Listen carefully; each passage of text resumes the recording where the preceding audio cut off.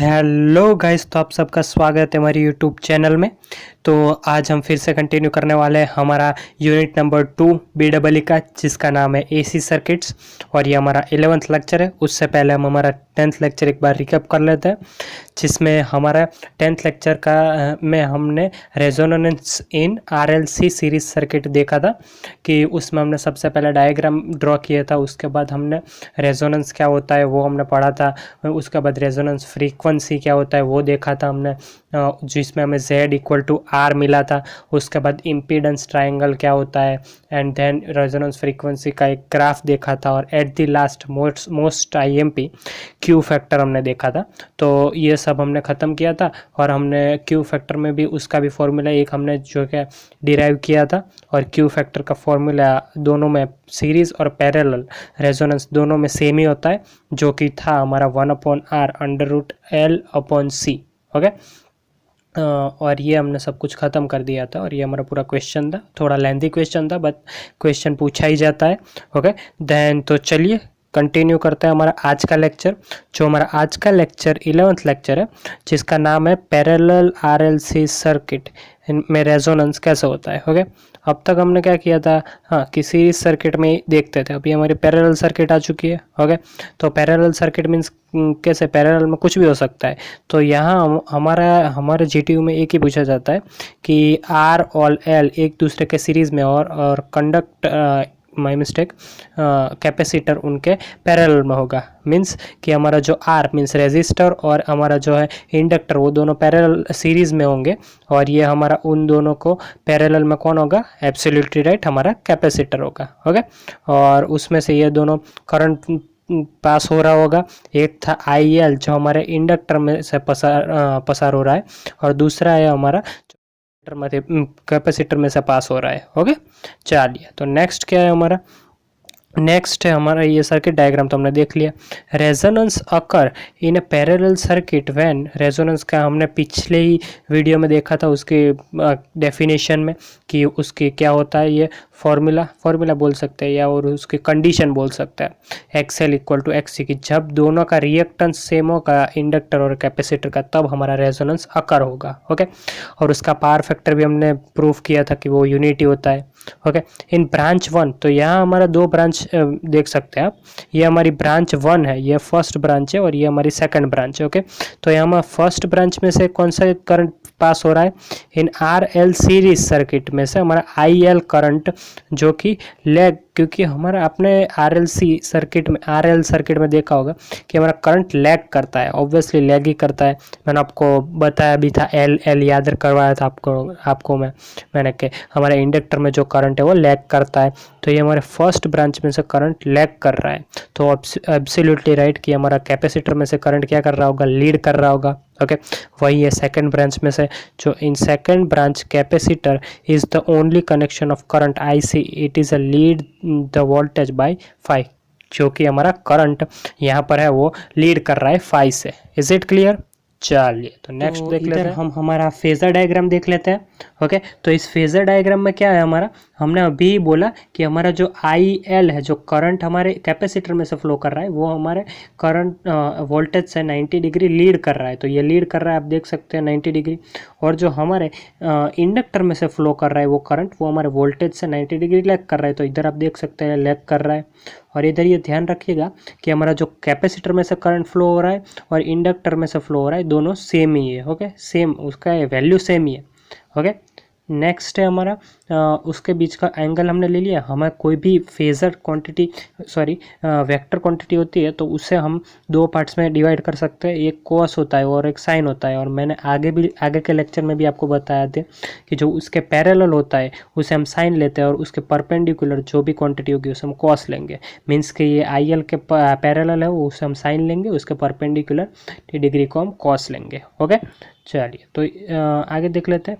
From this phasor diagram IL has a 2 components. इधर आप देख सकते हैं 2 कंपोनेंट कौन कौन से हैं।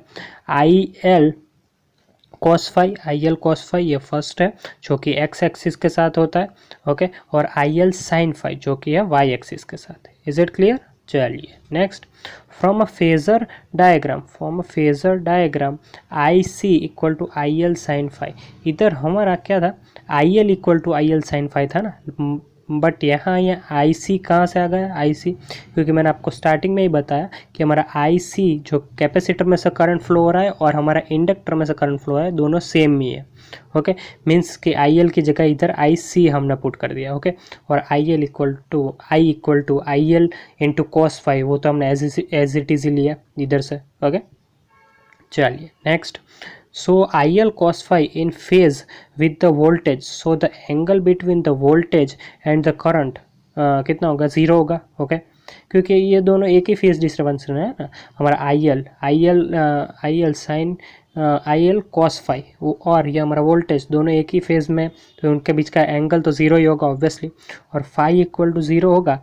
Okay, phi equal to zero, तो हमारा पावर फैक्टर कितना होगा, पावर फैक्टर इक्वल टू 1 होगा। ओके, क्योंकि फाइव की जगह 0 रखेंगे तो हमें क्या मिलेगा, 1, क्योंकि कॉस 0 की वैल्यू क्या होती है, 1 होती है। Next, so the resonance at I C equal to I L sine five. Okay, उसका तो पावर फैक्टर 1 होगा। ओके, उसके पीछे का एंगल ही नहीं है तो हम कैसा फाइंड कर सकते हैं। चलिए नेक्स्ट हम देख लेते हैं हमारा इम्पीडेंस ट्राइंगल। ये इम्पीडेंस ट्राइंगल मैंने आपको अगले वाले लेक्चर में भी बताया था, तो आपने वो वीडियो नहीं देखा तो आप आई बटन पर क्लिक करके देख सकते हैं। तो नेक्स्ट ये हम क्या करेंगे कि हम इधर आई एल और साइन फाइव की कीमत ढूंढेंगे। कैसे, तो आई एल आपने ओहम लॉ तो पढ़ा ही होगा, V equal to I R. Okay, तो इस आर की जगह हम जेड सिंपली ले लेंगे, और हम आई को क्या सब्जेक्ट बनाते हैं, मीन्स क्या होगा, I equal to V by Z हो जाएगा। सिंपल है। ओके, तो ये इधर भी हमने वही तो किया कि I L equal to V by Z, but इधर जो इंडक्टर में से करंट फ्लो कर रहा है, मीन्स आई की जगह हमने आई एल ले लिया और जेड की जगह जेड एल ले लिया। Is it clear. नेक्स्ट है साइन फाइव की हमने किधर से ये वैल्यू ली, तो इधर हमारे इम्पीडेंस ट्राइंगल में से, तो साइन फाइव में ये अपॉन ये, आपको वो फॉर्मूला तो पता ही होगा, सामने वाली साइड अपॉन में वो जो हमारी एंगल वाली साइड होती है। ओके, चलिए तो इन दोनों वैल्यू का क्या करेंगे, अभी हम सोचिए तो नेक्स्ट हम नंबर वैल्यू हम 1 में पुट करेंगे। तो हमारा 1 वाला इक्वेशन क्या था, I C equal to I L sine five. Okay, तो I C equal to I L sine five में हम पुट कर देंगे, तो आई एल की वैल्यू इधर हमने पुट कर दी और साइन फाइव की वैल्यू हमने इधर पुट कर दी। ओके, नेक्स्ट हमें I C equal to V upon X C होगा, ये भी मैंने आपको आगे बता दिया, सिंपली आप पुट कर देंगे तो ये वी और ये वी कट हो जाएंगे। हम जेड एल स्क्वायर को हम क्या सब्जेक्ट बना देंगे, तो जेड एल स्क्वायर को सब्जेक्ट बना दिया, तो ये हमें फॉर्मूला मिला। ओके, और ये इम्पीडेंस का भी एक बहुत ही फेमस फार्मूला है जो मैं हर बार आपको बता देता हूँ, ये सम्स में भी आएगा, याद रख लीजिएगा, R square plus XL square, और हमारा एक्सएल क्या होता है, ओमेगा एल, और एक्स सी का 1 अपॉन ओमेगा सी। ओके, तो ओमेगा कट हो जाएंगे और बाकी का फॉर्मूला ये हमारा एज इट इज़ रह जाएगा। फिर हमने क्या किया, फिर हमने आर स्क्वायर को उस बाजू जाने दिया, क्यों ले जाने दिया आपको लास्ट में बताएंगे। चलिए आपको पता चल जाएगी, आगे देखते रहिए। और एक्सएल की अभी भी हमने ऊपर वैल्यू ली थी, तो वो क्या होगी, omega L square. Okay, next हमारा क्या होगा कि ओमेगा की जगह हमने क्या ले लिया, 2 पाई एफ, ओमेगा की जगह 2 पाई एफ ले लिया, तो ओमेगा की जगह हम 2 पाई एफ पुट कर देंगे। और ये कोई सीधी सादी क्या है, हमारी फ्रीक्वेंसी नहीं है, ये हमारी रेजोनेंट फ्रीक्वेंसी है, मीन्स हमें उससे एफ की जगह एफ आर से डिनोट करेंगे। ओके, तो फिर क्या हुआ, इतना तो हो गया हमारा। फिर ये हमने एल बाहर निकाल लिया तो एल स्क्वायर हो जाएगा मीन्स। ओके, नेक्स्ट क्या किया हमने, सिंपली ये एल स्क्वायर को नीचे ले गए, तो ये दोनों के डिनोमिनेटर में आ जाएगा। ओके, तो ये दोनों के डिनोमिनेटर में आ गया। फिर हमने क्या किया, ये एल और ये एल स्क्वायर कट हो जाएगा, बाकी का एज इट इज़ रहेगा, मीन्स ये हमें सिंपली फॉर्मूला मिला। ओके, ऊपर से, और इधर स्क्वायर था तो इधर दोनों बाजू इधर भी स्क्वायर कर सकते हैं, और स्क्वायर नहीं करना हमें क्या करना है, अंडर रूट, तो इधर ये अंडर रूट हो जाएगा। ओके, क्योंकि इस बाजू भी अंडर रूट से मल्टीप्लाई किया और इस बाजू भी, तो इधर स्क्वायर था तो वो कट हो गया। ओके, वो तो आपको सिंपल मैथ्स है, वो तो आना ही चाहिए। और फिर ये F R equal to 1/2 pi को हम नीचे ले गए, तो वो क्या हुआ, as it is 1/2 pi under root 1/LC minus R square upon L square. ये हमारा क्या हुआ, रेजोनेंट फ्रीक्वेंसी का formula for which circuit parallel circuit, और पैरेलल सर्किट भी कैसी, RLC, जिसमें R और L दोनों सीरीज में और हमारा C उन दोनों के पैरेलल में। Is it clear? फिर हमारा ये क्या हम ढूंढेंगे, हमारा क्यू फैक्टर हर बार की तरह। ओके, क्यू फैक्टर क्या होता है वो भी मैंने आपने को पिछले लेक्चर में बताया था। Okay, Q factor in a parallel circuit is the same current magnification at resonance। मैंने आपको लास्ट लेक्चर में इसी डेफिनेशन बताई थी कि हमें मैग्निफिकेशन, करंट मैग्निफिकेशन जब रेजोनेंस हो रहा हो तब करना हो, तो इसके लिए हमें कोई तो मेजरमेंट चाहिए ना कि कैसे फाइंड कर सकते हैं करंट मैग्निफिकेशन, तो इसके लिए हम Q फैक्टर यूज़ करते हैं। Is it clear?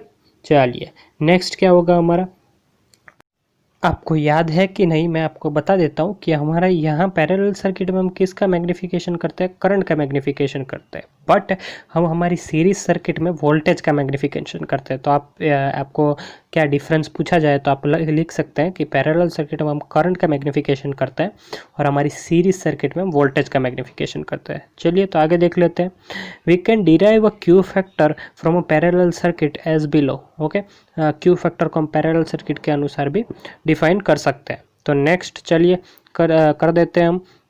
Okay, Q factor equal to IC upon I, हमने उधर क्या लिया था, वोल्टेज मैग्निफिकेशन था, मीन्स VC अपॉन V लिया था। ओके, तो आगे क्या करेंगे अब, IC का भी फॉर्मूला आपको पता है, ऊपर ही आपने देखा, और I का भी फॉर्मूला आपको पता है, दोनों के फॉर्मूला पुट कर देंगे और ये IL कट हो जाएगा, और साइन अपॉन कॉस क्या होता है, 10 होता है। ओके, फ्रॉम इम्पीडेंस ट्राइंगल ये हमने सब लिया था। ओके, नेक्स्ट क्या होगा, 10 की, हाँ, तो फॉर्म हम इम्पीडेंस ट्राइंगल में आप 10 फाई ढूंढने जाएंगे तो आप XL अपॉन R आपको मिलेगा। ओके, वो ऊपर आप देख लीजिएगा। ध्यान हमने क्या किया कि XL की क्या वैल्यू होती है, ओमेगा L होती है, और ओमेगा की जगह हमने 2πf डायरेक्ट ले लिया, और 2f ये कोई मामूली फ्रीक्वेंसी नहीं है, रेजोनेंट फ्रीक्वेंसी मीन्स FR ले लिया। तो इतना होगा, इसको आपको पता चल गया। ओके, बट FR जो रेजोनेंट फ्रीक्वेंसी है उसकी वैल्यू क्या है, वो आपको मैंने पिछले लेक्चर में डिराइव करवाई थी कि 1/2π√LC। तो वो हम पुट कर देंगे इधर, हम FR की जगह पुट कर देंगे तो हम सब कुछ कूट काट के क्या मिलेगा हमें, ये कट हो जाएगा, ये 2π, फिर ये √L, और ये तो फिर इधर √L बच जाएगा। वो सब कट के हमें क्या मिला, क्यू फैक्टर 1/R √LC। मैंने आपको स्टार्टिंग में ही बताया था कि क्यू फैक्टर दोनों में सेम ही होता है, पैरेलल सर्किट ले लो या सीरीज सर्किट। ओके, तो ये हमारा ये भी क्वेश्चन पूछा जाता है, ये सम्स में भी पूछा जाता है, तो आप देख लीजिएगा। और आपको अच्छा लगा होगा वीडियो तो please like and share to our video, and please hit the subscribe button to get the latest notification of a new video. और आपको कोई भी डाउट हो तो आप कमेंट सेक्शन में लिख सकते हैं, या आप हमें मेल भी कर सकते हैं, हमारा मेल ID भी डिस्क्रिप्शन बॉक्स में। और जो हमने ये पूरा पढ़ाया वो PDF के टाइप में आपको टेलीग्राम चैनल पे भी मिल जाएगा, हमारी टेलीग्राम चैनल की लिंक भी डिस्क्रिप्शन बॉक्स में। So thank you.